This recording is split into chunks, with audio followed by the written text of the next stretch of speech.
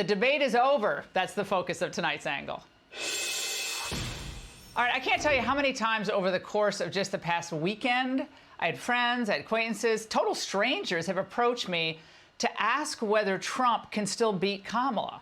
My response is always the same. Of course he can beat Kamala. Don't fall for the propaganda that's being peddled by the regime media. Now, everyone needs to keep this in mind. In the next 43 days, most everything that you read and see about this race is going to be designed to do one thing only: demoralize the GOP base into believing that all hope is lost, that Kamala's got this in the bag. This is the largest increase that we have seen for any politician since George W. Bush in the wake of the September 11th attacks. Now you're seeing a very different story. And what goes into that new level of popularity she has? It's going to be one that the history books will study when I think she takes this thing to victory. This is ludicrous. Now, if the Harris team and their media minions really thought that she had the election wrapped up, they would not be desperately trying to goad Trump into having another debate. He needs it.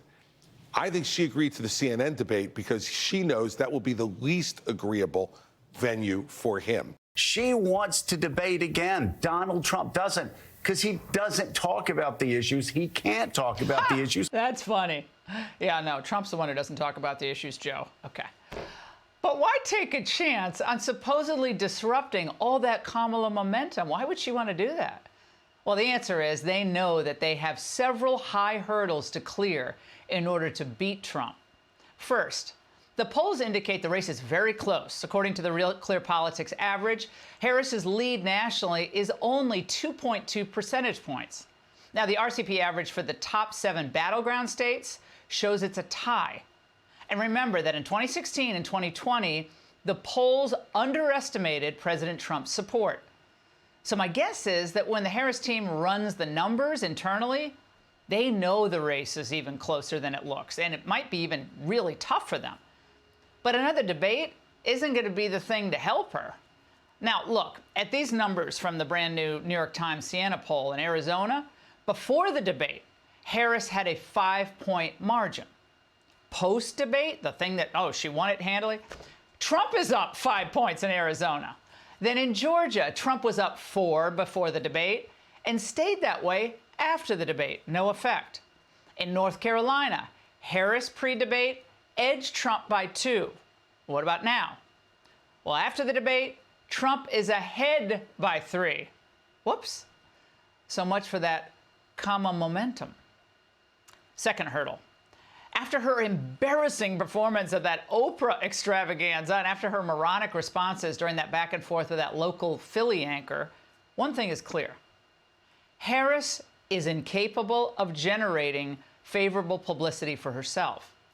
And now they're not allowing her to make any significant policy announcements because her judgment, her political judgment and her presentation is really that bad. Now, of course, if we had objective journalists at other networks, they'd be raising holy hell. They'd be demanding that the Democrat nominee do a real press conference, but instead, they do the soft shoe on the issue.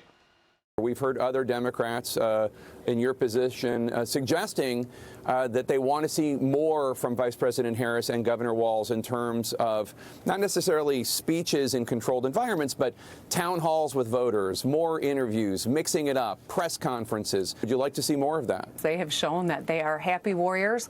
They are able to answer tough questions. Would you like to? Of course, she doesn't want to. Whitmer doesn't want to see any more of that. It's the press that should want to see more of that. Whitmer's trying to save the Democrats. Now, third, she is the incumbent at a time when only 28.4% of Americans report that the country is going in the right direction. 61.3%, you see it right there, say we're on the wrong track. Now, even Tim Walz knows it. It doesn't have to be this way. We can't afford 4 more years of this, and I've been saying it. Never has a truer word been spoken by Tim Walz. So now, under these circumstances, you can see why the Harris campaign wants another debate. Now, in the first place, it won't be a real debate. It would really be a joint press conference with CNN.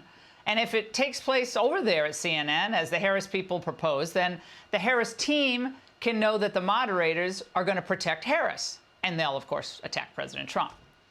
Now, you just saw this a few weeks ago at the ABC debate where the moderators plainly believed it was their job from the get-go to help Harris win this election.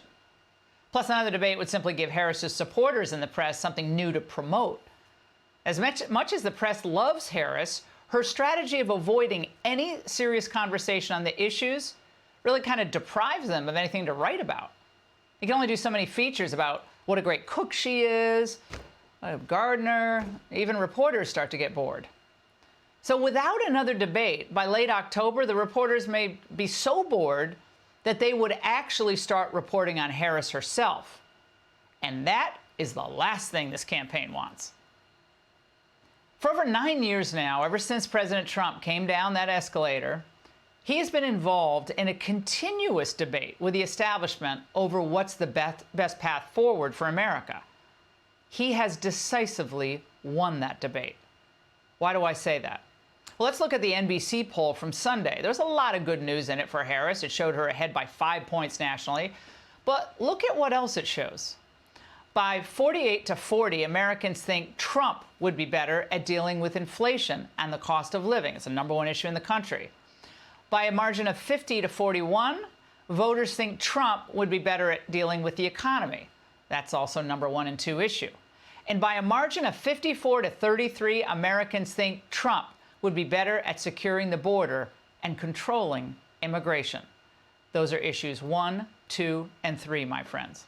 In other words, on the key points that America is really worried about, voters agree with Trump. And even in a pro-Harris poll issued by NBC. So tonight I'm telling you, the debate on the issues is over. Trump won. The establishment lost. Those margins are not close. Trump's ahead by 9 points on the economy, by 21 points on the border. So if the voters make their selection based on the issues, Trump will win easily. And that's why the media and the Harris campaign want to talk about anything but the issues. I just said I'm not going to vote for her. Kamala Harris is not running for perfect. She's running against Trump. We have two choices. And so there are some things you might not know her answer to. And in 2024, unlike 2016 for a lot of the American people, we know exactly what Trump will do. I don't think it's a lot to ask her to sit down for a real interview as opposed to a puff piece in which she describes like her feelings of growing up in Oakland with nice lawns. Then I would just say to that, when you move to Nirvana, give me your real estate broker's number and I'll be your next door neighbor. We don't live there. Democrats they're laughing that no issues are being discussed by Harris. They know it's a disaster for her. That's why. And Bret Stephens is a big never Trumper. So since Trump already has won the most important debate of all, which of the two candidates is right on the issues? He and the Republicans should just hammer Harris and the Democrats on those issues every single day. A vote for Harris is a vote for open borders. It's a vote for more inflation. A vote for Harris is a vote to lower your living standards. A vote for Harris is a vote to take away your gas-powered car and your gas stove. A vote for Harris is a vote for war with Russia and perhaps even a draft. Don't be distracted.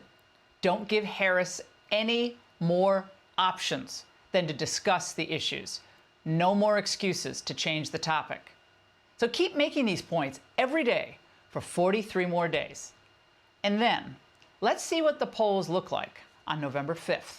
And that's The Angle. Hey, Sean Hannity here. Hey, click here to subscribe to Fox News YouTube page and catch our hottest interviews and most compelling analysis. You will not get it anywhere else.